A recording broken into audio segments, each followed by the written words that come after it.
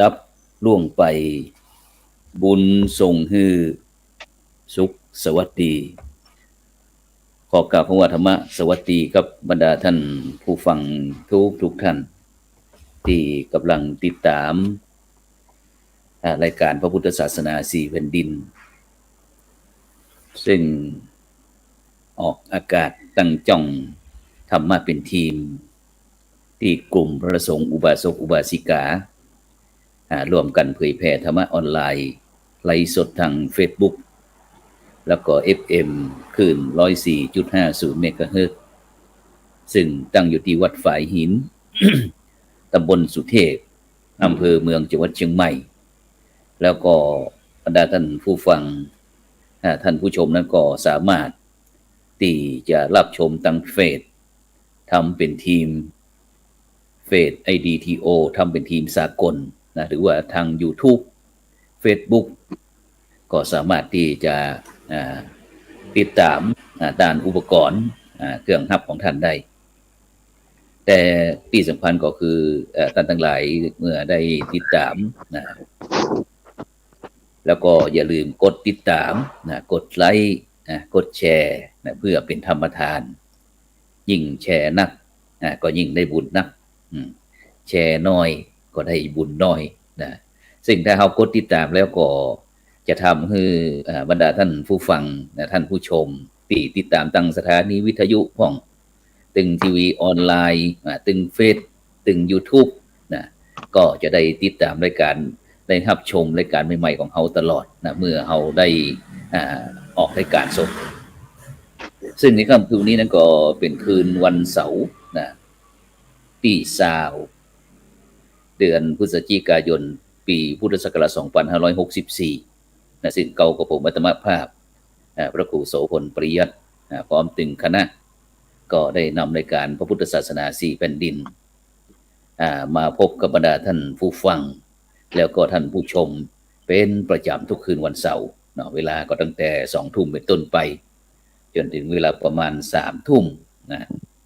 ซึ่งทุกท่านก็สามารถที่จะให้กำลังใจนะโดยการกดติดตามกดไลค์กดแชร์นะเพื่อเป็นธรรมทานยิ่งแชร์นักก็ยิ่งได้บุญนักนะที่ได้บอกนั่นนะแล้วก็ท่านใดที่มีความประสงค์นะอยากจะร่วมบริจาคเป็นสาธารณกุศลนะครับออมบุญออมธรรมวันละบาทนะทางธนาคารไทยพาณิชย์เลขที่บัญชีนั้นก็1452447นะ00-8นะชื่อบัญชีนั้นก็พระไทยธรรมกิจนะพระมหาชันชัยพรหมประดิษฐ์แล้วก็พระจตุรงค์ชูศรีนะนี่ก็เป็นคณะทำงานนะของช่องทำเป็นทีมนะซึ่งในค่ำคืนวันนี้ก็เช่นเดียวกันบรรดาท่านผู้ฟังทั้งหลายนะก็ท่านผู้ฟังก็ได้หันนะว่าได้ติดตามเนาะ ได้ติดตามมันข่าวต่างๆนี่ก็พอหันแบ็กกราวด์ของผู้ดำเนินรายการก็คงจะว่าโอ้นี่ มันน่าจะมีอย่างสำคัญสักอย่างหนึ่งนะฉะนั้นก็วันนี้เราได้รับความเมตตานะจากหลวงพ่อพระครูสุจิตตานุรักษ์นะวันนี้นะเราได้รับความเมตตาจากหลวงพ่อพระครูสุจิตตานุรักษ์ด็อกเตอร์นะเจ้าคณะอำเภอฝางนะเจ้าอาวาสวัดพระบาทอุดมอำเภอฝางจังหวัดเชียงใหม่นะครับนมัสการครับหลวงพ่อครับผมครับสวัสดีครับครับผมครับเจริญพรญาติโยมเนอะครับผมครับเป็นจะได้ฟ้องอากาศหนาวเดี๋ยวพี่ครับวันนี้ที่เมืองฝางครับเริ่มจะใจพัดตุ้มละประเด็นนะบ่ค่ำบ่เจ้าก็บ่อุ้มความหนาวเข้ามาเยือนแล้วครับผมอันเก่าไปฝนต้นหนาวตอนนี้อากาศตั้งความเย็นตั้งภูเขาหิมาลัยเนาะทางประเทศจีนก็ล่องมาทางบ้านเฮาแล้วเนาะครับฉะนั้นก็ในช่วงนี้ก็ที่เมืองฝางเฮาก็ตั้งใส่เหนือเฮาก็สบายๆก็หลวงพ่อเป็นจังได๋พ้องบรรยากาศก็บรรยากาศดีครับแต่ว่านี่ก็ผมก็ไปดูตั้งแต่ฝางไปถึงล่องไปถึงธาตุศพฝางขึ้นไปธาตุศพฝางไปจุดธูปเทียนบูชาพระธาตุศพฝางแล้วก็กลับมาดูท่าน้ อืมที่ขัววัดท่าตอนสะพานท่าตอนนะอ๋อโอ้ครับปีนี้ผมคึกคักครับคึกคักครับปีโอ้นี้คึกคักโอ้ครับสาธุมีสาธุการตั้งกระทงตั้งอย่างตั้งกระทงรอยน้ำทั้งมีการเอากระทงน้อยมาอืมจำหน่ายจ่ายแจกครับโอ้ก็ชื่นอกชื่นใจว่าสภาพเดิมๆเก่าๆเมื่อปีครับที่แล้วมันหายไปปีนี้ก็พลิกฟื้นขึ้นมาครับอ๋อครับอันหมายความว่าอันประเพณีเป็งที่หลวงพ่อได้อู้นี่นะที่ตัววานั่นนะครับครับฉะนั้นเดี๋ยวเราก็ครับผมสาธุครับผมเดี๋ยวเราจะมาอู้กันเดี๋ยวเขาคำหนึ่งก่อน ผมมาว่ากันกำนอกครับครับคครัรับบผมครับครับแล้วก็แห่งรูปหนึ่งก็ท่านอาจารย์พระมหานะวรเชษฐ์มหาวิริโยนะครับจากครัวัดบสันปัญญหลวงนะครับอำเภอเมืองจังหวัดครับผลำพูนนมมัสการครับท่านอาจารย์มหาครับผมครับนมัสการท่านครูสุพลแล้วก็ท่านพระครูสุจิตตานุรักษ์นะครับก็ครับครับครับผมครับแล้วก็เป็นครูบาอาจัดทุกรูปนะครับผมครับเป็นจะได้ครับของครับลำพูนเมืองลำพูนเฮารู้สึกว่าก็ปีคือนี้ปีนี้คือคืนค่ะอาจารย์คือคืนก็คืนจะได้คือมีก็ศิลวาก่อนรักษาฮิตฮอยของตกเก่าคือหมันถึงว่าครับมีการตั้งทำหลวงเนาะที่สันปัญญาหลวงก็คือจัดภายในเอานะครับแล้วก็ทีนี้ครับผอย่างมพระธาตุดวงจะห้าที่พลใจก็มีการประกวดเรื่องโคมไฟเรื่องโคมอะไรนะครับ ครับผมกว่าแฟนอืซีมฟุงซุงแฟนซีครับวันนี้ก็ประกวดกันเมื่อวานเนี่ยประกวดกันกับเขาถ่ายคลิปมาอยู่ครับนี่ก็อ๋อถือว่าปีนี้ก็คือขึ้นกว่าปีที่แล้วครับปีที่แล้วนี่เงียบเหงา แสครับผมดงว่าแสดงว่าทุกคนก็มีภูมิป้องกันมากพอสมควรนะครับครับผม ครับผมครับผมซึ่งที่วัดพระธาตุธริพุนชัยเนาะท่านหลวงพ่อวัดเทพรัตนานายกนะครับไอ้เจ้าคณะจังหวัดลำพูนว่าการขับเคลื่อนโครงการหมู่บ้านรักษาศีล5เปิ้นเอาแต่หรือปีนี้เปิ้นเตรียมงานไว้ บอกว่าโสพลนี่เราบอกว่าถ้าไปลำพูนนี่บ่ได้นะยังจะต้องปูจา โกมนะอยู่ว่านะครับเข้าสิกบาทบ่ได้แล้วโอ้เปิ้นเอาขนาดนักเนี่ยนะครับฉะนั้นก็วันนี้เขาก็จะมาได้อู้ถึงนะครับเพื่อมันก็ยังจะว่ามันก็ยังบ่ควายเกินไปนะครับเพราะว่าวันนี้ก็เป็นแรม1ค่ำเดือนยี่นะครับเดือนยี่หรือว่าเดือน12เดือนเกียงเดือนยี่เดียวจะคือหลวงพ่ออันพระครูสุจิตานุรักษ์ด็อกเตอร์ได้นับแบบอันกำเมืองเนี่ยพ่อเดือนเนี่ยหลวงพ่อช่วยนับไอ้การนับไอ้แบบไอ้นักสัตว์แบบภาษาเมืองเขาเนี่ยครับ ก็เริ่มต้นเดือนเกียงเนาะครับเดือนเกียงนี่เดือน12น่ะเดือนเกียงนี่นะเดือนเกียงครับเดือนยี่นี่เป็นเดือน1แล้วนะเดือนเกียงเดือนยี่เดือนเกียงนี่เดือน1เดือนยี่เดือน2เดือน1เนาะครับ12แล้วเดือนยี่ครับแล้วก็เดือน3เนาะเดือน3เดือน4เดือน3เดือน2มีกันเนาะครับเดือนยี่เดือน3เดือน4เดือน5เดือน6เดือน7เดือน8เดือน9เดือน10เดือน11แล้วก็เดือน12แล้วก็เดือนเกียงเนาะครับเกียงนี่ครับฉะนั้นก็เหมือนกันมี12เดือนเหมือนกันนะพ่อเนาะเหมือนกับตรงกับไอ้แล้วก็ไปตั้งที่อันไอ้วันนี้ท่านอาจารย์มหาหลวงทิพย์ติดศาสนกิจ วันนี้วันนี้บ่ได้เข้าตัวก็เลยน่าจะไอ้ท่านอาจารย์พระมหาวรเชษฐ์นะตั้งเมืองยองหรือว่าเชียงตุงแล้วเขานับกันจะได้นับปีนักสัตว์ของเขานี่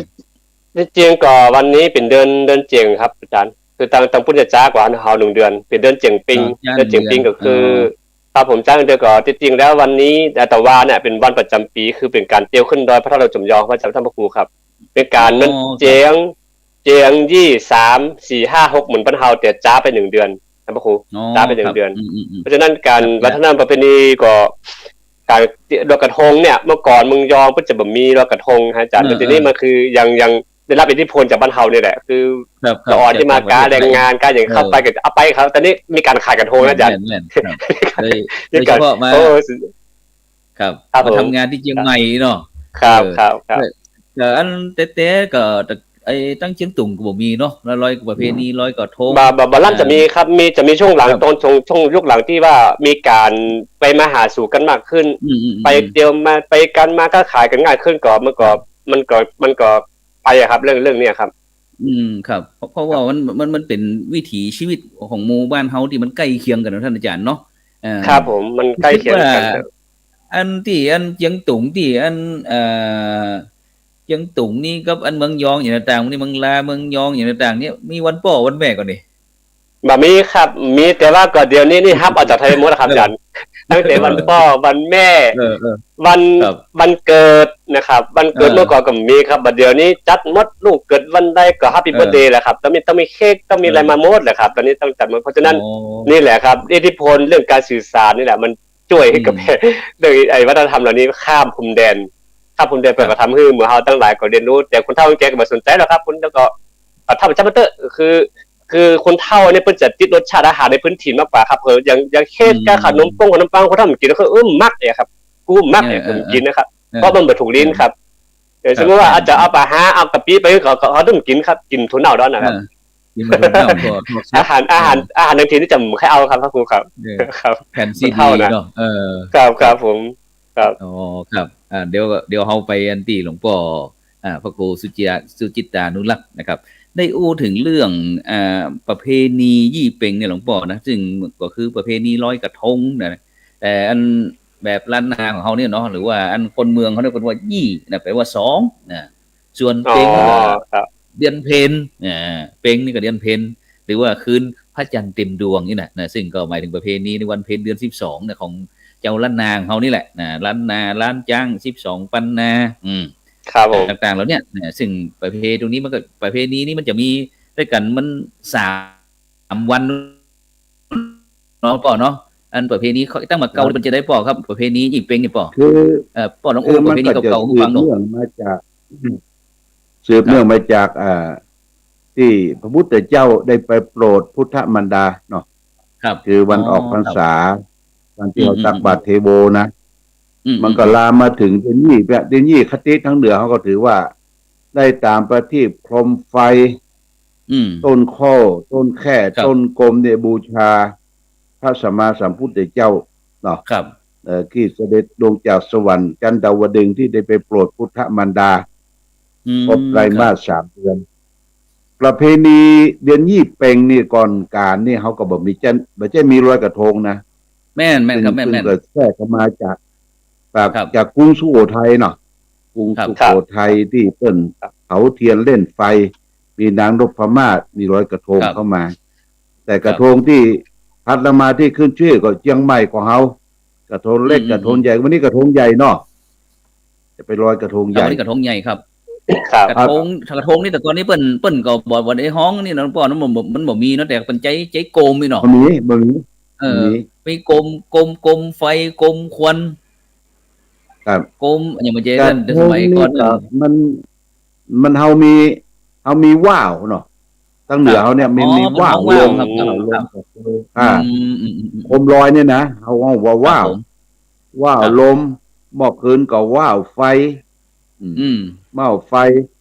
แล้วก็ทุกวัดแต่ก่อนเนี่ยเป็นพระเป็นเนรจะต้องมีโคมไฟนะโคมไฟประจำตัวจะเป็นรูปโคมไฟแบบ12 เหลี่ยมแบบครบเหลี่ยมแบบยักษ์แบบอย่างนี้นะแบบเป็นตุ้มเป็นตาเนี่ยจะมีเสากลมแล้วก็ยังมีล้อมีเชือกจักขึ้นไปล้อนี่ต้องดังลิงมีจักขึ้นไปแข่งกันว่าไผจะสูงกว่าไผจะมีไอเสาต้นสูงกว่าไข่เนี่ยนะนี่ทำกันพระเนรจะต้องมีทำกันทุกตนทุกองค์ในวัดในวาแต่งย้ายวิหารเข้าหน้าวัดเป็นแลบรูปก่อนเป็นเรื่องของพระของเนรนะก็จะทำกรมไฟครับแล้วก็นอกจากที่จะมีประทีปแล้วก็มันก็จะเป็นเกี่ยวกับประเพณีที่15 ค่ำยี่เป่งเนี่ยก็ส่วนมากก็ตั้งธรรมป่อเนาะถ้าประเพณีเขาแท้ๆเนี่ยตั้งธรรมหลวงเทศธรรมหลวงครับเดือนองค์เทศก็จะมาได้อยู่เนี่ยและธรรมที่เป็นประจำที่สุดของเจ้าล้านนาเดนี่เป็นคือทำอันนี้ส่งผางปฏิทินนะจางปฏิทินครับอันนี้ส่งผางปฏิทินนี่ก็จะต้องมีทุกวัดเทศทุกวัดนะคือตั้งแต่ 6 โมงเย็น18 นาฬิกา 6 โมงเย็นก็ต้องฟังธรรมอานิสงส์ผางประทีป ครับ ก่อนทำที่จะขึ้นก็ญาติโยมไปนั่งเต็มในวิหารแล้วก็ตามประทีปไว้ ครับ ตรงหน้าไผ่ตรงหน้ามัน ทุกเจ้ากับพระสงฆ์เทศน์อานิสงส์ผางประทีปคือฟังว่าอานิสงส์การต้านกรมอานิสงส์การต้านผางประทีป ได้อานิสงส์จะได้นะอัน ครับ นี้ถ้าจบทำอานิสงส์ผางประทีปแล้วก็จะมีการจุดบอกไฟบูชา บอก ครับ ไฟดอกบอกไฟเทียนบอกไฟอย่างนี้นะ อ๋อครับ ห ผ ลว ม งพ่อนี่ก็แตะกอนนี่ก็มือกับลูกมือ นี่นะ ทำบอกไฟดอกเลยนะโคตรแต่เฮาไปหันเชียงตุงนี่บอกไฟเปิ้นยาวเนอะดอกนั่น ครับ ปัญ ค หา รับ เนาะ ครับ บอกไฟ มันจะ นี่ เป็นบ้าครับ เป็น เปิ้นบอก บ้า ยุด ครับ หลุมนะ ครับ เป็น มันจะแต่งกลาง บ้าเลย คนแต่งกลางเนาะคนแต่งกลาง แต่งกลาง ใส่ ครับแต่งกลางใส่ แล้วก็แห่มาตัวนะครับ แดงโอ้เป็นว่า ครับเพิ่นแห่มา ชุดวันนี้หามกันมาเป็นขบวนว่ะ ครับ แล้วก็มัดกลางเนี่ยมัดกลาง ครับ แบบขุดหลุมก็ขึ้น เพิ่นหัน เมิน กลางครับ โอ้แต่ ครับ มันบ่โลดผล มันบ่โลดผล อืม ตั้งเฮานี่พด มัน ต่อตั้งเฮานี่ขึ้นเวยลงเวยละเวยโลดผลเออ ครับ แต่หลวงพ่อได้ก่อนก็ไปแข่งบอกไฟดอกอ่ะจนพรรถเครื่องก็ไปรถเครื่องคว่ำไปตาด อนุสรณ์ที่อันหน้าแข่งเนี่ยเป็นม้านตลอดประเดียวนะต่อมันตาดต่อรถเครื่องตาดโอ้เป็นพระหนุ่มแต่ก่อนนี่ไปแข่งกันครับ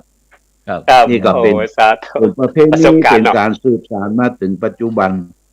ครับ ก็บอกไปกันโละละค่ำมาก็จูด แล้วก็เพิ่นยังมีแห่ต้นกลมอยู่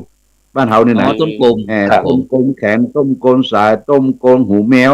เข้ามาเป็นเส้น ครับ กัน ครับ แล้วก็มาฟัง ครับ เทศน์ ผม ทำอานิสงส์ผางปฏิษนี่ ครับ แล้วก็ที่ตั้งธรรมเพื่อก็จะฟังตั้งแต่เจ้าไปถึงดึก ครับ หลวงพ่อก็ได้รับนิมนต์โลกเปิ้นอันนี้องค์นี้เทศน์มหาราชนะนครนะ ครับโอ้ นครมหาราชเนี่ยเสียงใหญ่น้อย ครั นั่ บ งทำมหาราช ทำมหาราช โอ้ครับ ลองสักหน่อยได้ก่อนดิ โอ้ดินสันโตติจามันติสัมโพธิมานาจังกวาดวันติเยอันเสเมวันสิงสุลำดำธรรมเทศนา มาถึงตึงยังมหา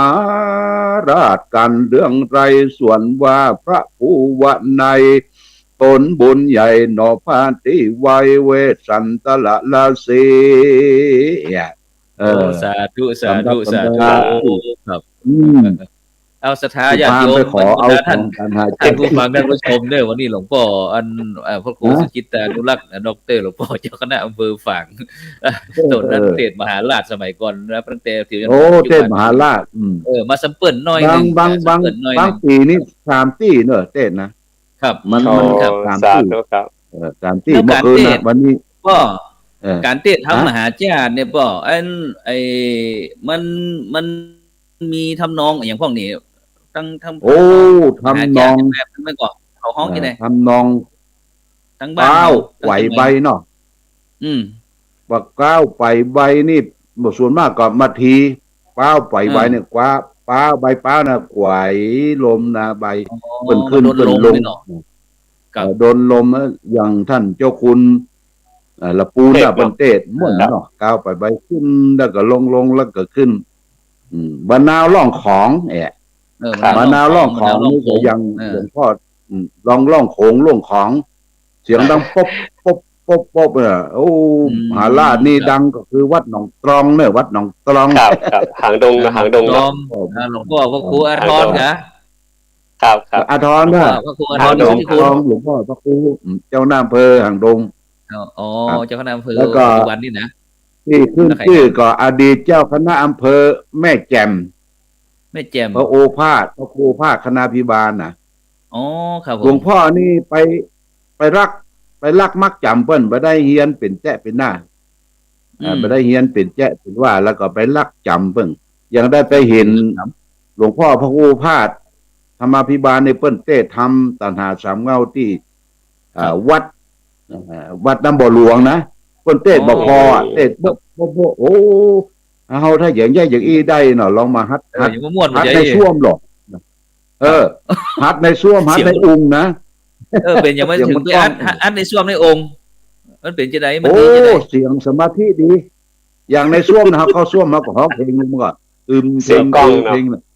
ฟังเสียงกล้องเก่าๆ นะ นะเสียงกล้อง ขึ้นเสียงลงเสียง โอ้ เนี่ยอย่าง เสียง การหาทำหาสามเงานี่ก็กินมาแตะก่อนน่ะเทศมากับมหาราชนี่ก็ส่วนมากก็จะเป็นงานประเพณี ครับ ตันหาสามเงาสองพระครูโอภาสคณาภิบาลนี่ก็เทศในงานศพ ครับผม ครับ เนาะ ครับ ครับนี่ก็เกินนึกฟังได้ครับครับผม ครับสาธุครับ ฉะนั้นเดี๋ยวเขา อ่า เขาไปฟังจังไงเมืองยองจังจุ่มกับเนาะว่าเป็นมีประเพณี ทำนองเมืองยองเหรอ เออ เทศฟังอย่างกันนะ เป็นจะได้พ่องจะฮีดประเพณีตั้งประเพณีฮีเป็งเนี่ยครับอาจารย์นั่นมหาว จริงแล้วครับพ่อครูครับคือยี่เป็งเนี่ยจะเขาจะห้องเดินเจียงอย่างเดียว แต่ในเดินเจียงเนี่ยเขาจะ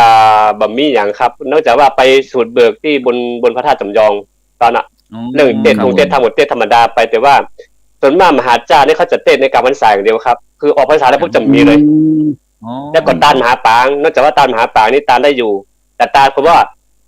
ตามวิสันดรวิสันตลากคือ1 กัปคือตั้งแต่15 วานครับถึง15 วานตั้งสวดมนต์มังกรตันทุกอย่างคือเจ้าภาพคนเดียวต้องทำทั้งหมด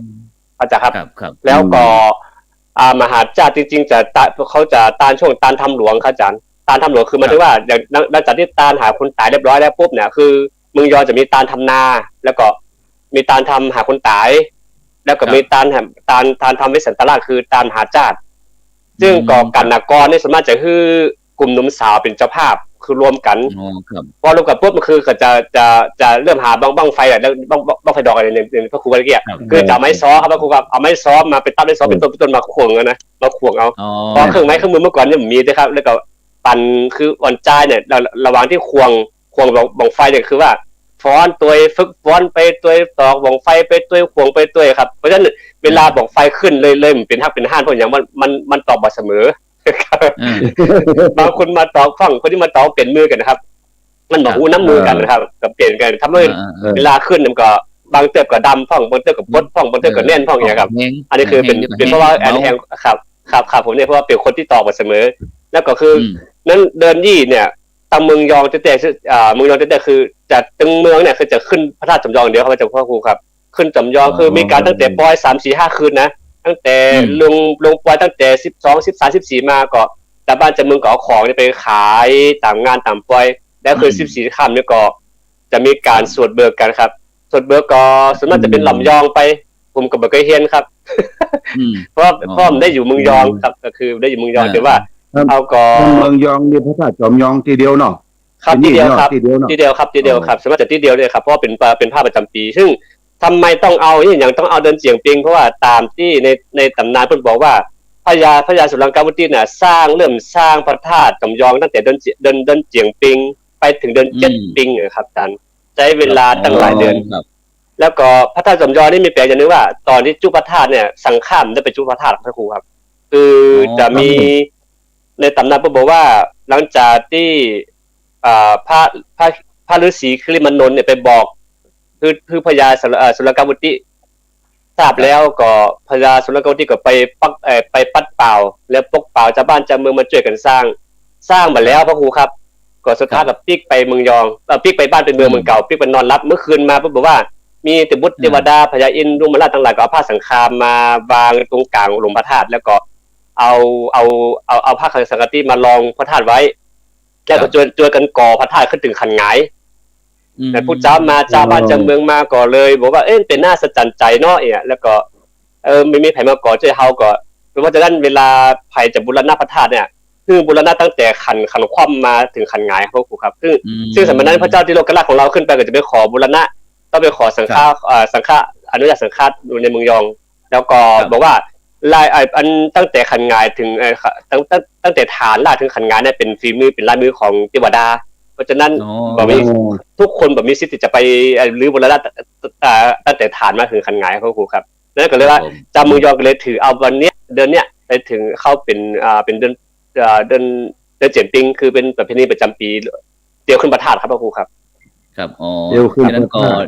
ตรงกับที่บ้านเฮาเนาะ ตรงกับที่บ้านเฮาครับครับผมตรงกันครับเ จัดกี่วันน่าจะ5 วันครับ 5 วัน 5 วันนี่คือมันก็ยังว่าแหละสวดเบิกนี่คืนเดียวครับคือสุดท้ายคือ14 ค่ำก็มีจะมีปอกสถาเฮาไปนอนไปถือศีลภาวนาที่บุญดวงถ้าจำลองก็มีการจิบบังฟองลุงไฟดอกแต่ปัจจุบันคือหาง่ายขึ้นครับบางไฟดอกก็ซื้อเอาอย่างก็ซื้อเอาง่ายขึ้นคือคนที่ต้องตอกครับต้องตอกให้ตัวเองขึ้นไปอย่างเดียวปัจจุบันนี่ก็คุมไฟก็เอาตั้งเฮาไปละกลุ่มไฟเมื่อก่อนที่เพิ่นทำเป็น200-300 แผ่นนะพระครูครับแล้วเพิ่นมีเพิ่นฮ้องตีนกาคือจะมีเพิ่นจะ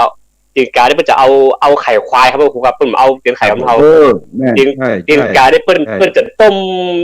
ไข่เต็มที่นะไข่จนเอาเผาจนดำเต็มที่อ่ะแล้วก็สามารถใจเครื่องย่องหม้อไหแต่ละปากใส่ให้หมดเลยขึ้นไปครับนะครับแต่บัดเดี๋ยวนี้มันซื้อเอาง่ายขึ้นครับ สำเร็จรูป ครับเขาสำเร็จรูปครับตอนขี้คันเนี่ย แล้วท่านมหา ครับผม ทำนองเบิกอัน12 ปันนาลองแซมเปิลซะหน่อยทำนองเบิกอ่ะทำนองเบิกนี่ก็ส่วนมากมันมีการฟาดตัวเนาะเฮเอ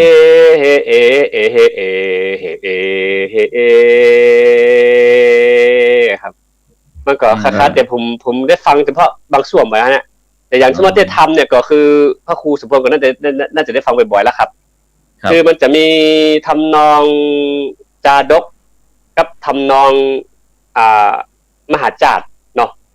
คือแต่ถ้าเจียงตุงนี่เพิ่นจะเทียบแบบว่านะโม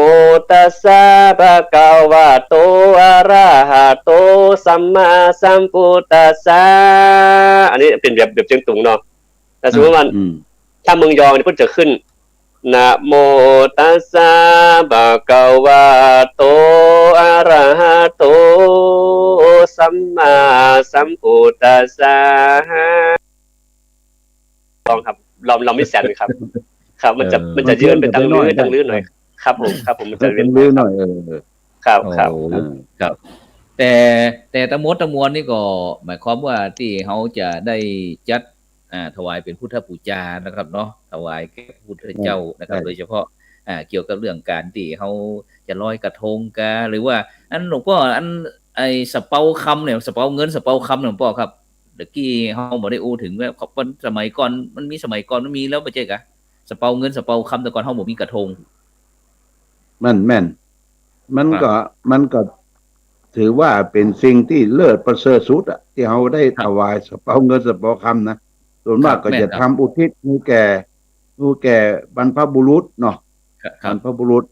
จัดแต่งดาห้างแล้วก็ถวายก็ล่องน้ำอันนี้เป็นการบูชาอย่างยิ่งสำหรับที่จะนึกถึงบุพการีของเขาการลอยกระทงนี่ก็คือวัตถุประสงค์เขาก็ต้องขอขมาแม่น้ำนาทีเนาะปีหนึ่งเนี่ยเขาได้ใจน้ำมาสะสางล้างช่วยใจใจสะปะแม่นอย่างเขาก็ถือมาจากอินเดียถ้าไปเที่ยวอินเดียอินเดียกับที่แม่น้ำคาเขายิ่งเมื่อถ่ายถวายกระทงเนาะถ่ายกระทงบูชาแม่น้ำคงคาเพราะฉะนั้นแม่น้ำถึงจะเป็นสายเลือดอันสำคัญเป็นธาตุ4ธาตุ1ที่สำคัญในชีวิตนะเขาขาดน้ำเมื่อใดบ่มีน้ำในตัวเขาก็เหี่ยวแห้งซีดเซียวอันนั้นน้ำนี้เป็นปัจจัยเขาต้องยกย่องว่าแม่น้ำนาทีเนี่ยถือว่าเป็นสายโลหิตของโลกนะของโลกของเขาของแต่ละประเทศปีนึงเขาก็ไปขมาไหว้สาสักการะบูชาลอยประทีปโคมไฟบูชาแม่น้ำบูชาพระรัตนตรัยเนี่ยมันพ่วงกันนะครับมันพ่วงกันซึ่งอันที่วัดพระสิงห์ก็เหมือนกันครับถ้าเปิ้นอันนี้อันชมรมอันวัฒนธรรมเชียงใหม่ของเขาเปิ้นก็จะมาคนเฒ่าคนแก่ชมรมเปิ้นก็จะมาตั้งนะครับมาตั้งไอ้สะเปาเงินสะเปาคำครับถ้าโควิดบ่ระบาดนะครับแต่2 ปีมานี้ก็บ่สะเปาบ่ได้เคลื่อนเลยครับแต่คือเปิ้นก็จัดมีการแข่งขันงั้นกระทงใหญ่เหมือนกันพ่อนะสมมุติเพราะว่าอันไอ้ตอนนี้ทางเทศบาลนครเชียงใหม่เนี่ยเปิ้นได้อันจัดไอ้กระทงอย่างต่างๆเนี่ยหรือว่าผู้ที่เข้าร่วมแข่งขันเอาใส่ตามประตูบอกว่าจะเป็นประตูสวนดอกประตูตาแปรประตูจ้างเผือกนะครับประตูเชียงใหม่นะครับเอ เอาเป็นจุดไฮไลท์เป็นจุดบ่ได้แห่ขบวนนี่นั่นแต่เพิ่นประกวดอยู่นะครับ เป็นการโชว์ประกวดอยู่เนาะ ครับประกวดอยู่ครับเพื่อที่จะรักษาหีดห้อยจาหีดประเพณีพื้นบ้านล้านนาของเฮาไว้นะครับ เพราะว่าตรงนี้มันเป็นเกี่ยวกับที่มันมากู้กันกับด้านพระพุทธศาสนาเฮานะครับเนาะพระพุทธศาสนาทั้งล้านนาของเฮาเนี่ยมันจะเกี่ยวเรื่องงานบุญงานกุศลอย่างต่างๆครับแล้วก็อันนั้นหลวงพ่ออันตั้งบัดเดียวแต่ก่อนนี้ได้ยินหลวงพ่ออุปปาวัดอุปปาหลวงพ่อพระเทพวิสุทธิคุณกุศลกันทวโรนะเปิ้นก็บอกฮู้ว่าเฮาจะแข่งประตูปลาปอจัดซุ่มประตูปลาซุ่มประตูปลานะครับหลวงพ่อเคยหันก็เขาซุ่มประตูปลาที่เขาจัดกันแถวในเมืองเชียงใหม่เนี่ยทั้งบ้านเฮาจัดกันก็ทั้งรอบนอกมีอยู่เดี๋ยวนี้แต่ละวัดก็ยังมีอยู่ซุ้มประตูปลาเนี่ยนะโอ้ยิ่งที่บ่มีโควิดเนี่ยทุกบ้านทุกที่ก็ชุมชนแหล่งชุมชนเนี่ยเพิ่นก็จัดแข่งขันกันนะครับหลวงพ่อพอจะเล่าความเป็นไปเป็นมามันมีความหมายครับการจัดประตูปลานี่ครับหลวงพ่อครับซุ้มประตูปลานี่ก็เป็นว่าเราจะต้องมาบูชาประตูบ้านประตูเมืองเราเนาะมีการจุดเทียนมีการประดับโคมไฟเป็นนิมิตเอาสิ่งที่ดีๆแสงสว่างเข้าบ้านเข้าเมืองเข้าบ้านเข้าจองเฮานะจะต้องมีการจุดบูชาอย่างนั้นเป็นซุ้มประตูและแถมอย่างนึงก็ปัจจุบันนี้ก็ทำร่วมกันแบบความสมานฉันท์สามัคคีพร้อมกันมาแต่งซุ้มแต่งอย่างแล้วก็ด้วยช่วยกันบักโคมไฟเนี่ยย้ายเข้าไปถึงหน้าบ้านหน้าจองไปถึงชุมชนของแต่ละชุมชนนี่เป็นการสืบสานทุกที่แต่ก่อน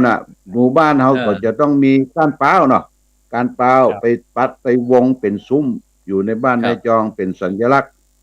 มันมีไหนมันมีแต่ประเทศเขาเนี่ยนะแล้วก็มีท่าล้านนาเนี่ยก็ถึงทำซุ้มประตูป่าซุ้มอะไรอย่างต่างๆมีประทีปโคมไฟเป็นการอนุรักษ์รักษาดียิ่งมากนะดียิ่งโดยเฉพาะนี่เป็นมันมีความเกี่ยวดองกับอันเตศมหาจารย์ไอ้นครกันหรือเปล่าเนาะที่พระเวสสันดรเจ็ดกษัตริย์ที่อันเดินทางกลับนั่นน่ะเนาะพลิกมาเมืองตรงนี้น่าจะมีส่วนเกี่ยวข้องด้วยมีส่วนมากเลยเกี่ยวกับอันเวสสันดรชาดกนี่นะเอามาจัดมาทำอย่างนี้มีส่วนมาก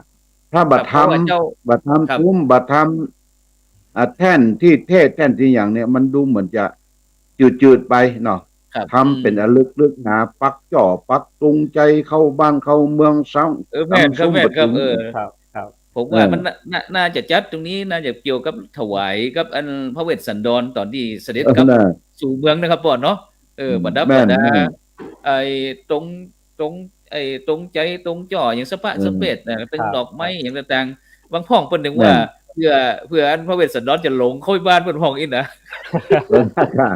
ขบวนรถมาขบวนจ้างขบวนเตียวตีนขบวนอย่างปะโตเป็นเส้นจืดๆโดง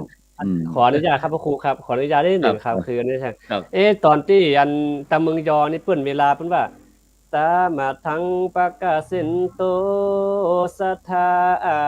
นี่เขาจะพายเข้าตอกครับพระครูครับพายเข้าตอกคือถ้าขึ้นกับนี่เมื่อใดคือพายเข้าตอกจะก็บ่ฮู้ว่าความหมายคือคุณเฒ่าเปิ้นหมายถึงอย่างเนาะตั้งแต่มหาจักรก็จะเขาจะอีตลอดเวลาแต่ทีนี้เขาอย่างที่ว่าบ้านเฮานี่เวลาพายเข้าตอกพระครูเนาะก็บางความหมายก็หมายถึงว่าการฝนหาแก้วตกลงมาเมืองนครเฮานะมันก็ครับพระครูครับแม่นครับครับเป็นการพายข้าวตอกดอกไม้เสื้อซ่าเนี่ยก็ผมว่าประเพณีล้านนาของเฮานี่มันหนักแน่นนะครับมันหนักแน่นแล้วก็มันละเอียดอ่อนครับเราดูแล้วมันอย่างใดมันอิ่มใจนะครับยังเป็นพระน้อยเนาะเป็นพระน้อยต้องเปียงเบ้าเองอย่างเองตอกดอกไฟเองมาทบบัดเปียงเองหมดเนี่ยจะวัดเป็นแฮงหนุนเนี่ยอ้าวสุขอเนี่ยเด้อเนี่ยก็เนี่ยดูดิซึ่งแต่ก่อนนี้สมัยก่อนนี่มันน่าจะมีแต่เชียงใหม่นะครับหมู่โกมหมู่ว่าวอย่างนี้นะครับเนาะบัดเดี๋ยวนี้ทั่วทั้ง4ภาคครับทั่วเลยนะบอกว่าจะเป็นภาคเหนือภาคกลางภาคใต้ภาคอีสานต่างๆนี่ครับนี่บอกว่าไซมอนบอกว่ามีโกมลอยเยอะมากค่ะว่านี่ละอ่อนมันชอบครับชอบโกมนี่ชาติก่อนถ้าจะเกิดเป็นคนทางเหนือเฮาบ่ฮู้เราชอบโกมครับแต่ขอสมัครท่านพระคุณได้ขอฝากตัวเป็นลูกศิษย์นครกันแล้วกันครับ ครับ เออมหาราชมหาราช มหาราชมหาราชครับ เดี๋ยวช่วง ผม ท้าย เห็น จะ นะ เทศ วันนี้ผมไปขึ้นกราบเนาะมหา เออ ราชนะเลยเนี่ยผมฝึกแกะคนเดียวครับครูผมนี่ยูทูบครับ เออ ครูผม นี่ก็ YouTube พยายามรักจำเปิ้นรักจำเปิ้น อ๋อ แต่ที่ ค เท รั ศ บ ได้ดีก็คือหลวงพ่อวัดหางดงเนี่ยเปิ้นเทศมัน อ๋อ โน้มน้าวน่ะครับ ครับ แต่จำได้เดี๋ยวสุดช่วงท้ายจะลำดับการทรงสักการปู่พราหมณ์เนี่ย โอ้ ปู่พราหมณ์มาตายที่ ดี ที่ ดีครับ เทศนะ เดี๋ยวเขาเอา ลำดั ปิดท้ายเนาะ ได้ ครับ สุดท้ายได้ ครับ อย่าไป แม่น ข ครับ ว้างที่ไหนก็มิดที่ขว้างที่เผาไว้นะเด้อแม่น เนี่ยปู่พราหมณ์ครับ ฉะนั้นเดี๋ยวขอถามหลวงพ่อสักหน้อยหนึ่งในฐานะที่ว่าเป็นมือต้นๆของการเล่นบกไฟหลวงพ่อผมเป็นละอ่อนน้อยเนี่ย สมัยก่อนเนี่ยเมื่อสัก30 ปีอย่างนี้น่ะหันคนเฒ่าคนแก่บางครั้งเวลาบอกไฟขึ้นนี่ผมเป็นพระน้อยผมต้องหกหนีละผมกลัวขี้เล็กมันตกใส่ แต่คนเฒ่าคนแก่มันนะครับ เขาไปฟ้อนไปลำไปไล่ไปตบมาเขาประภาพ ตบบ่ภาพตบ ครับ บ่ ได้ ภาพ ไปเต้นไป ต ลำมัน บ หลวง เล่น พ่อมัน เจิงตบบ่ภาพมันบ่ฮ้อนมันบ่ไหม้ก็บอกมันเป็นจังได๋ มันบ่ไหม้มันตกระดับลงตกละฮ้อนกำเดียวนะฮ้อนกำเดียว ครับ แล้วก็แต่ก่อนมันโปแห้งนะบอกไฟมันโปแห้งแล้วก็เขาก็ใจกระถาด้วยนะกระถาก็ แล้วก็ใส่น้ำตัวให้น้อยแล้วก็น้ำตึงๆน่ะมันม่วนโลดปีติมันตื่นน่ะม่วน น้ำมะพร้าวน้ำมะพร้าวใส่น้ำมะพร้าวอย่างน้อยอีเด้อเนาะคือมันลื่น ใส่น้ำเปล่าให้น้อยโอ้ผมก็แปลกกันเลยจะมาถามหลวงพ่อว่าเขาบ่กวนก็บาดคนเฒ่าคนแก่ของเฮานี่ปัดโธ่อยู่ในวิหารหลวงนึงหน้าโคหน้าต่างมันบ่ได้โดดปิดหน้าต่าง โอ้มันมีคาถาตั้งกาอยู่ มีคาถาคืออืดปูกครับ หลวงพ่อมีคาถาก็ลองขอสักหน่อยดูคาถาอึดหูปู่นี่มันใจกับบอกไฟขึ้นปุ่นนะบอกไฟขึ้นคือมันแตกทำลายคู่ต่อสู้เขาไปป้าหูปู่เขาโจรบอกไฟบอกนี่เนาะครับมันเพิ่นจะจุดละแล้วเขาก็ข้างหนึ่งเนี่ยจี้บอกไฟข้างขวานี่จี้บอกไฟข้างซ้ายเนี่ยอึดหูปู่ครับอึดหูปู่บอกไฟน่ะขึ้นเดี๋ยวแช่ตุ่มแตกมันมีคาถาอยู่คาถาเขาคาถานี้ออกวิทยุออกทีวีออนไลน์ได้ก่อนออกอากาศได้บ่ได้เลยต้องไปได้เพราะมันประจำมันประจำต้องไปคืนครูอันตอนปีอันพูดอันเนาะปีใหม่เนาะวันพญาวันเนาะครับอ๋อเป็นคาถาที่อุดบอกไฟเวลาไฟแตกคาถากันแตกนะอ๋อมาอู้เล่นมาได้เนอะคาถาเนี่ยนะมันชักชิดเนาะปุ้นกับปีใหม่ก็ว่ากันครับปีใหม่ก็ว่ากันสงกรานต์ก็ว่ากันครับผมครับท่านอาจารย์ถามว่าเช่นว่าจะได้ก็ถ้าถึงอู้ถึงว่าเรื่องกลับมาไฟเนาะถ้าย้อนไปเมืองยองจริงๆดินไฟจะมีขายพระครูครับคือจะแปลงเองหมดเลยตั้งแต่ขุดขี้ดินมากั่นเอาน้ำจนหุงแล้วมันตับเป็นเฝ้าเพราะฉะนั้นถ้าจะเมื่อก่อนที่จริงแล้วเมืองยองจะบ่มีการซื้อขายกันนะครับถ้าทุกอย่างต้องทำด้วยมือตัวเองทั้งนั้นครับเฝ้าตำแต่เอาเฝ้าสีเฝ้าห้าเอาถ่านอย่างนี้เนาะเอาถ่านมาเฮกถ่านไม่บกอถ่านอย่างนี้มันจะแตกต่างกันนิดหน่อยเนาะอาจารย์พระครูอันนั้นก็คือว่าถ่าน4ถ่าน5คือต้องตำจุดจนว่าหมุนติ้วๆอ่ะดินประสิวนี่มันถ้าอย่าเอามาจากถ้ำกะถ้าหมาที่ผมทำนี่เอาขี้งัวขี้ควายครับโอ้เอาขี้งัวขี้ควายทอดหน้าดินครับผมเอาขี้งัวขี้ควายทอดหน้าดินที่เอางูควายเป็นแหล่งเนาะ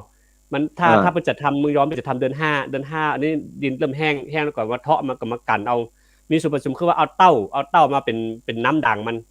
แล้วก็หุงแล้วต้องมาเคี่ยวอย่างน้ำอ้อยครับเคี่ยวประมาณวันนึงครับแล้วก็มาเทใส่กระบอกไผ่ครับผมดินไฟแล้วก็มาเทบอกว่าไฟแล้วโดยใส่บอกไม่ไผ่ไว้แล้วมันจับมาเทมันจะเป็นเล่มอย่างคล้ายๆอย่างเพชรครับโอ้ครับโอ้นี่ทำเองหมดเนาะทำเองว่าครับมีซื้อหมดเนาะครับมีซื้อครับมีซื้อหลังจากที่คนรุ่นมาเก่าครับคนรุ่นมาเก่าได้สืบสานอนุรักษ์จารีตประเพณีนะครับพื้นบ้านล้านนาโดยเฉพาะอันประเพณียี่เป็งอย่างต่างๆเนี่ยหลวงพ่อครับ อันถ้าคนรุ่นหลวงพ่อนี่คงจะบ่มีปัญหาอย่างแต่ถ้าคนรุ่นใหม่เนี่ยครับในนานาทัศนะของหลวงพ่อหลวงพ่อว่าคนรุ่นใหม่เปิ้นจะคิดจะใดเกี่ยวกับเรื่องจารีตประเพณีเหล่านี้ครับผม ถ้ายุคปัจจุบันเนี่ย ครับ เขามาคิดถึงที่ว่าบุญที่แท้จริงที่เขาได้ทำนะเขาคิดแต่ปัจจุบันว่าขอให้มีความพร้อมสนุกสนาน ไปลอยกระทงไปอย่างมีกู้มีกินไปชมแสงสีเสียงต้มตั้มไอ้ตัวบุญตัวความสุขที่จะได้รับการตามประทีปโคมไฟได้ตานั่นตานี่ตามอานิสงส์ต่างๆเขาบอกคิดถึงปุ้นนะปัจจุบันนี่นะเขาไม่ได้คิดเพราะว่าไม่ได้ศึกษาไม่ได้ห้ามเฮียนไม่ได้สืบสานจากครูบาอาจารย์ก่อนการมาคือเขาจะทำในปัจจุบันเนี่ยอาจจะไปลอยกระทงชวนกู้ชวนกินไปที่ไหนมันสนุกสนานที่ไหนก็ป้ากันไปนะอย่างนั้นอ่ะมันขอให้มีความสุขปัจจุบันได้ทำพร้อมปัจจุบันต่ออันไม่ได้คิดถึง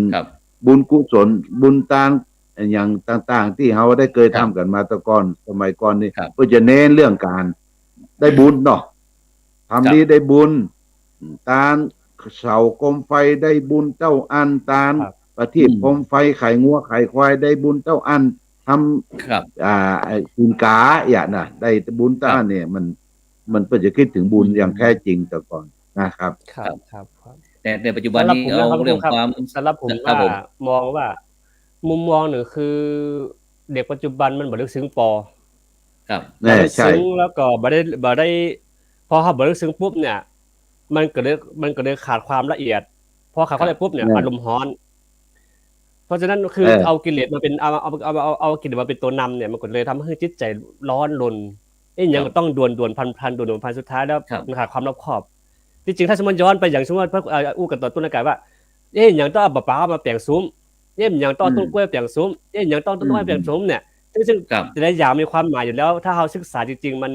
ล้วนแต่องค์ความรู้อยู่ตรงนั้นทั้งหมดครับเพราะฉะนั้นเราปัจจุบันเลยมองข้ามพอมองข้ามปุ๊บเลยฮีดฮอยของตัวเก่าก็เลยบอกฮู้เรื่องฮู้ราวถามไปอย่างฮู้แม่ไม่ฮู้ก็ตอบไม่ได้ครับเพราะว่าอันเปิ่นจะเอาความสนุกสนานเปิ่นว่านะครับเนาะบางครั้งก็เหมือนกับว่าเด็กละอ่อนนี่ช่วยส่งเสริมจารีตประเพณีนะครับแต่บางครั้งก็เหมือนก็ไปทำลายนะครับเพราะว่าจารีตประเพณีต่างๆนั้นที่บรรพชนบรรพบุรุษบรรพชนของเขาได้สืบสร้างห้างแปลงมาเนี่ยครับมันเกี่ยวกับเรื่องการอยู่ร่วมกันนะครับที่จะทำให้ฮักกันเหมือนปี้นะครับดีกันเมืองน้องปองดองกันเหมือนญาตินะครับพริกเหมือนกับว่าพริกอยู่บ้านเหนือเกลืออยู่บ้านใต้เปิ่งปลาอาศัยซึ่งกันและกันเนี่ยครับซึ่งสิ่งเหล่านี้ครับที่มันทำให้ประเทศชาติของเขาอยู่ได้จนถึงปัจจุบันนะครับแต่ถ้ามองในปัจจุบันนี้เดี๋ยวนี้มันเป็นสตางค์มดเนาะครับแม่นครับตางมดแม่นครับพ่อครับถ้าบัดจ้างบะนี่ไปกันเนาะ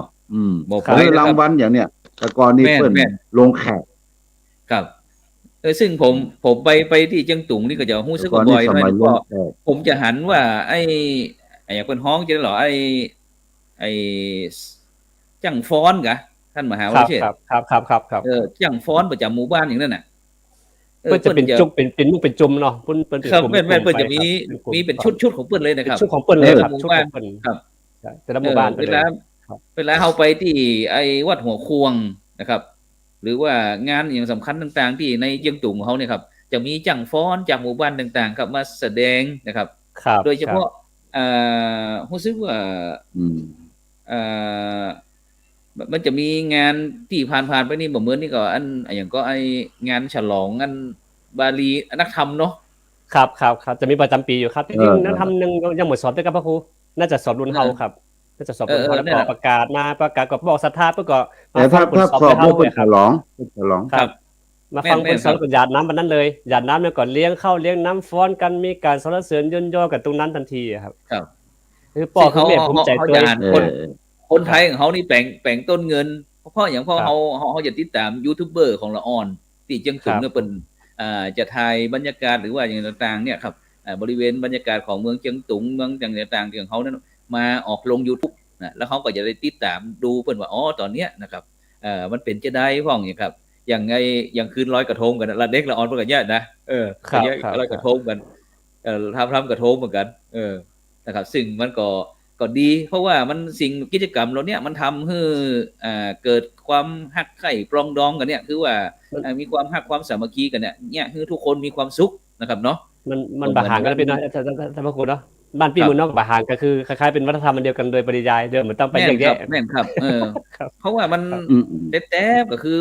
พี่น้องกันนะครับ แต่เนื่องจากในโลกปัจจุบันเนี่ยมันมีการที่เฮาปักหมายรายชื่อเนาะนั่นเป็นเขตเป็นแดนเนี่ยความจริงนี่มันบ่มีพรมแดนแล้วครับแต่เนื่องจากที่มันคนมันนักขึ้นมันก็เลยแย่งกันพ้องแย่งผลประโยชน์กันพ้องนะครับส่วนนึงผมว่าพระครูครับขึ้นนึงนี่คือคุณเฮาบ่อยู่ในศีลธรรมมากขึ้นนะพระครูนึงเรื่องการผิดกฎหมายเรื่องแพงมากขึ้นก็ทำให้ต้องมีเขตแดนอันนี้ก็ผมมองนะคือคุณเฮาถ้าสมมุติว่าตั้งอยู่ในศีล5เนี่ยผมว่ามันจำเป็นต้องมีเขตแดนหรอกแต่พอมีบ่อยู่ในศีล5ปุ๊บเนี่ยมันแบบซื่อสัตย์อ่ะทำให้คนเดือดร้อนด้วยนะฮะครูเมื่อก่อนเฮาข้ามน้ำข้ามทะเลมาก็เดินด้วยเท้ามาแต่พอจะเดินขึ้นยิ่งจะเดินขึ้นยิ่งแคบลงครับก็มันบ่แคบเลยมันบ่กลัวบาปนะครับแต่มันกลัวบุญมันบ่กลัวบาปแต่มันกลัวบุญเวลา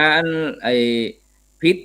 กฎหมายบ้านเมืองยึดพจน์ผิดศีลผิดธรรมขึ้นมาก็พยายามที่จะหาทางที่ตัวเองจะชนะคือตัวเองเป็นคนถูกอ่ะนะครับก็เลยมันทำให้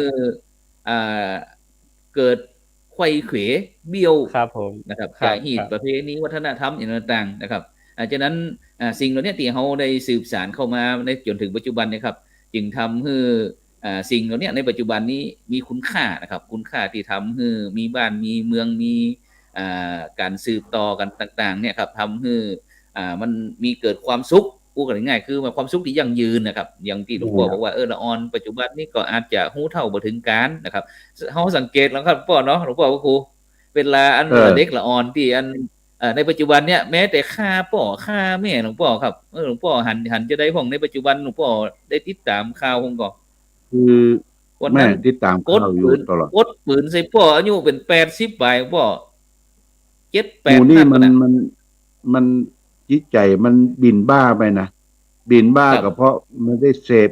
เสพยากินเหล้าเมายาต่างๆแล้วก็สติฟั่นเฟือนนะสติฟั่นเฟือนทานของธรรมทานของการศึกษานี่บ่มีเลยเนาะบ่มีเลยบ่ได้รับการศึกษาแต่ก่อนนี่พ่อแม่เฮาสอนเนี่ยครูบาอาจารย์สอนเน้นเรื่องความกตัญญูเป็นอันดับแรกเนาะพระพุทธเจ้าก็สอนเรื่องความกตัญญูทุกกะหมวด2เนี่ยอันดับแรกเลยนะขอมีความกตัญญูต่อที่อยู่ที่อาศัย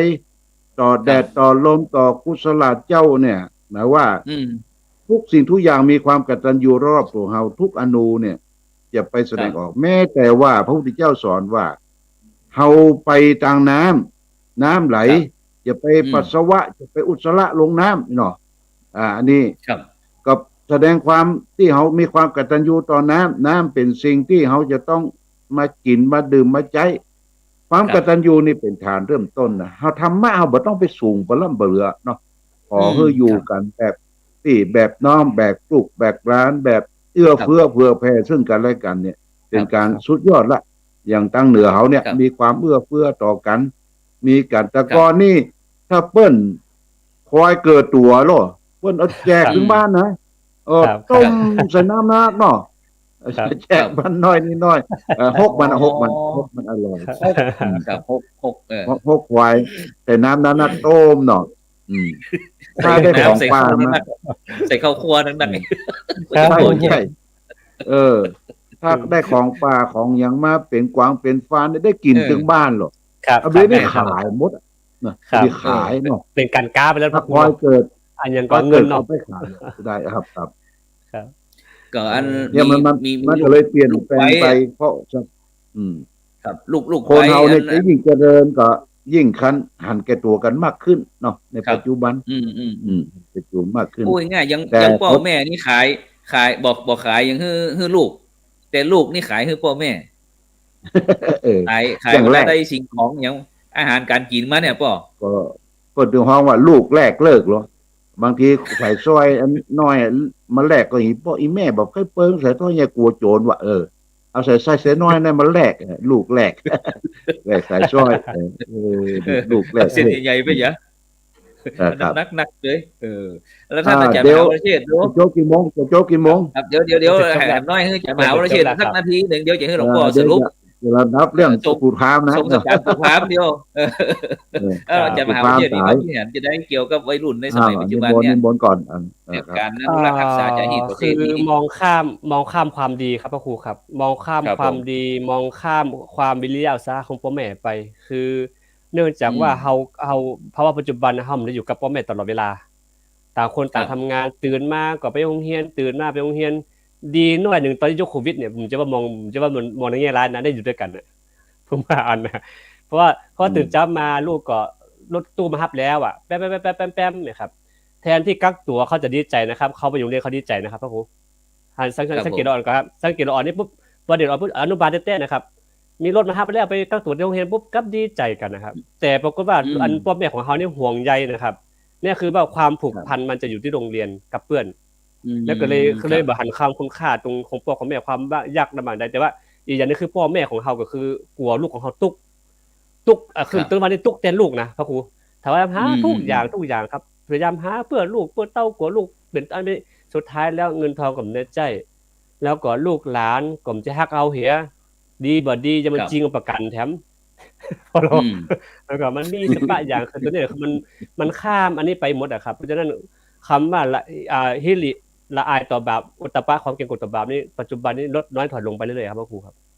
ครับผมครับฉะนั้นก็ในขณะนี้บรรดาท่านผู้ฟังก็กำลังติดตามรายการพระพุทธศาสนา4แผ่นดินนะซึ่งดำเนินรายการโดยอาตมาภาพพระครูโสพลปริยัติแล้วก็มีหลวงพ่อพระครูสุจิตานุรักษ์ดรนะหลวงพ่อเจ้าคณะอำเภอฝางแล้วก็ท่านอาจารย์พระมหาวรเชษฐ์มหาวิโยนะที่ได้มาจาเกี่ยวกับเรื่อง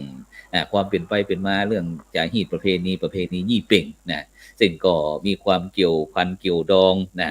เกี่ยวบอกว่าจะเป็นเรื่องเรื่องลอยกระทงกะอีนะซึ่งการตั้งธรรมหลวงหรือว่าธรรมหลวงนี่ก็คือมหาเวสสันดรชาดกนะแล้วก็นอกจากนั้นก็ยังมีการประเพณีตั้งปืนบาลนาตะกี้หลวงพ่อบอกว่าสมัยก่อนเพิ่นก็กระทงก็บ่มี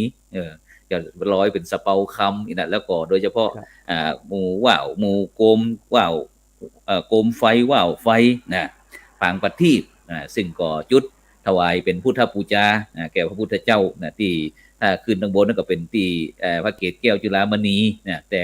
ถ้าเป็นนั่นตั้งน้ำนะก็ไปบูชาร้อยพระบาทที่มหานาทีเนาะแม่น้ำนะฉะนั้นก็บอกแล้วก็บอกไฟบอกไฟโกมหยี่เปงแล้วก็ประตูปลาต่างๆเนี่ยเพื่อที่เขาจะได้มาสืบสารจารีตประเพณีพื้นบ้านล้านนาของเขาบอกว่าจะเป็นดีพระพุทธศาสนา4แผ่นดินที่เขาได้เนี่ยฉะนั้นก็บรรดาท่านผู้ฟังก็ได้ส่งข้อความมาทางอินบ็อกซ์ของอย่างพ่องนะบอกว่าจะเป็นคุณโยมพานีคุณเอื้องดินคุณสิทธรัตน์คุณเอมออนคุณสิริรัตน์คุณเลนูการคุณ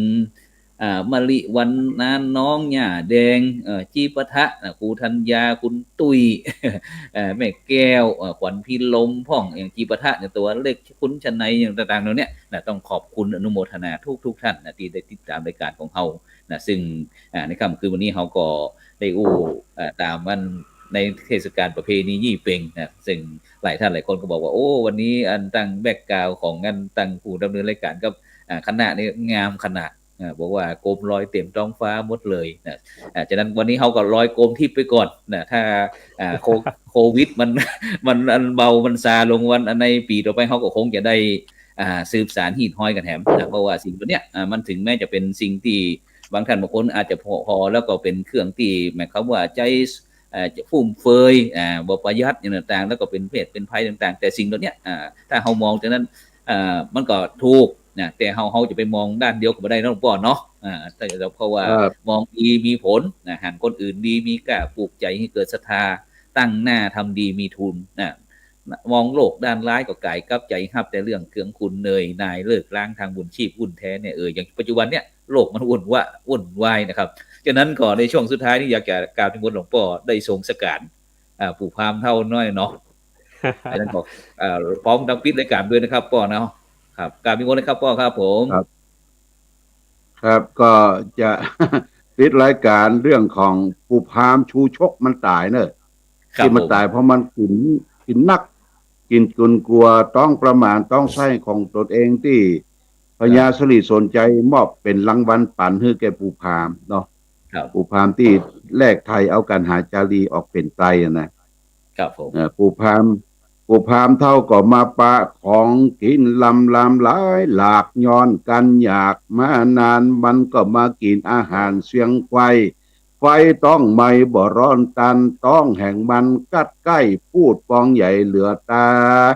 มันกินของนาต่างมีจิ้นสมกลางกับมันหมูยกขึ้นจูสวาบ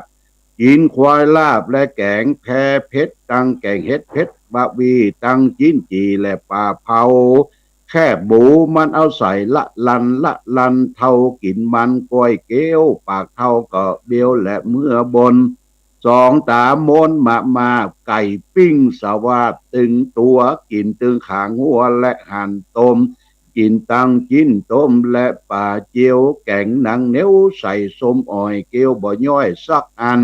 เพราะใจมันขยาของเต็มปากเกี้ยวงะงันกินตั้งแมงมันและอึ่งยางกินตั้งกลางพร้อมควรในกินตึงหมากไฟและลูกส้มกินตั้งจิ้นต้มและป่าจืนยะมะหมื่นมะม้าวกินตั้งเป้าและตาลกินตั้งของหวานและหัวเผือกกินบ่เลือกบ่แยงกินตึงหมากแตงหมากเต้ากับตั้งเข้าสาลีหมากปูนปูยามีพร่ำพร้อมอันสาน้อยน้อมยอถวายนางตั้งหลายแต่งยะเข้าไกลคือพามปู่ใบเมาหลงเข้าสู่วงบวงบาทเข้าอำนาจปู่ยิงเขาก็เอาเข้าเป่าปิงปอนปากปู่เท่าก็มาอยากระรอนแกงหัวคอนสวัสดสองแก้มกัดความไข่ต้องพามก็มาใหญ่เต้าไห่ตาลพรามยินผ่านลำบากต้องรองออกปากตั้งคืนกินกับผืนแผ่นศาสตร์ทะลุตลาดเลือนไปจำนางไหนเอาไฟมาส่องคดหาจองอยู่ระรานคดหาจานก็บ่ออกวางจักถอกคือเบาใจกินยาปะจูในก็บ่แป้กินยาแก้ก็บ่ลงกินยาผงเป็นมัดเสียงสองสามใต้ต้องพรามก็มาใกล้ปุ่มปิงโยมเด็กเองทำจักแขนลูกเราหายใจเศร้ากังกับตาบ่หลับเหลือกขึ้นตาขาวฟื้นปลายบนตาตกมนตีนมือเป็นเกลียวหันบัดเดียวรังงาต้องพามปลาปู่เท่าปองกัวเก่าเหลือลายมันก็มานอนงายเล็กแงกต้องมันก็มาแตกดังตุ้มเอาสาธุครับวันนั้นค่ำคืนนี้ก็ต้องขอบ จบ คุ แล้ว ณ เนาะ นะครับ เวลานี้ ครับจบแล้วครับเวลาหมดเวลาครับพ่อ รถ ครับ พอดีวันหลังเอามาส่งสกังเนาะส่งส ครั กับ ง ผมเดี๋ยวหน้าเขาก่อยมาส่งคำหนึ่งเนาะครับจากนั้นก็ขอบคุณนะครับอนุโมท ต นา อนนี้ กับหลว ปู่ งพ่อ บ้านตายวันหลังส่งส จิต กัง ตนาสุจิตานุรักษ์นะครับหลวงพ่อเจ้าคณะอำเภอ ครับ ฝางนะครับท่านอาจารย์พระมหาวรเชษฐ์มหาวิทยา ค ลั รั ย บสาธุ สองรูปครับที่วันนี้ก็เวลาหมดเวลาก็ขอนำรายการพระพุทธศาสนา4แผ่นดินจากบรรดาท่านผู้ฟังท่านผู้ชมไปก่อน พบกันใหม่วันพุธนี้ก็เห็นธรรมเห็นเรานะครับจากนั้นก็รับฝันดีมีเงินใจไร้โลภะพยาธิบ่เจ็บบ่จนร่